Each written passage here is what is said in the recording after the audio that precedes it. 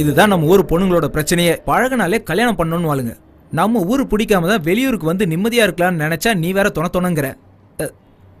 இங்க பாரு, நீ இதுக்குள்ள மூக்க நுழைக்காத. எனக்கும் அவளுக்கும் ஒரு சின்ன அட்ஜஸ்ட்மெண்ட், அவ்வளவுதான். ஒரு பொண்ணோட வாழ்க்கையில விளையாடுறது உங்களுக்கு தப்பா தெரியலையானா? உங்களையும் நம்பி ஊர்ல உங்க குடும்பம் இருக்குல்ல. அவங்க ஊர்ல தானே இருக்காங்க, இங்க நடக்கிறது அவங்களுக்கு எப்படி தெரிய போகுது? இங்க பாருமா தங்கச்சி, இந்த ஊர்ல கண்ணு காதை எப்படி பயன்படுத்தணும்னு ஃபர்ஸ்ட் தெரிஞ்சுக்க. நமக்கு வேண்டாத காரியத்தை பார்க்க வேண்டாம், கேட்க வேண்டாம். என்ன இந்த மாசம் உன்னோட சம்பளம் ஸ்பான்சர் என்கிட்ட கொடுத்தனுச்சான். 600 ரியால் இருக்கு. 600 ரியாலா?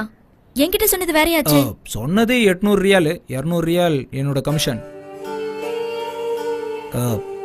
அந்த ஃபாத்திமா பொண்ணு அடிக்கடி என் ரூமுக்கு வரல, அதுக்கு கொஞ்சம் காசு கொடுப்பேன். அவளுக்கு கூலின்னு நினைக்காத, அவ மேல உள்ள பாசம். அந்த காசெல்லாம் இப்படி தானே சரி செய்ய முடியும். எனக்கும் ஊர்ல பொண்டாட்டி பிள்ளைங்கலாம் இருக்குல்ல, அவங்களுக்கு ஒரு குறையும் இல்லாம பாத்துக்கணுமே.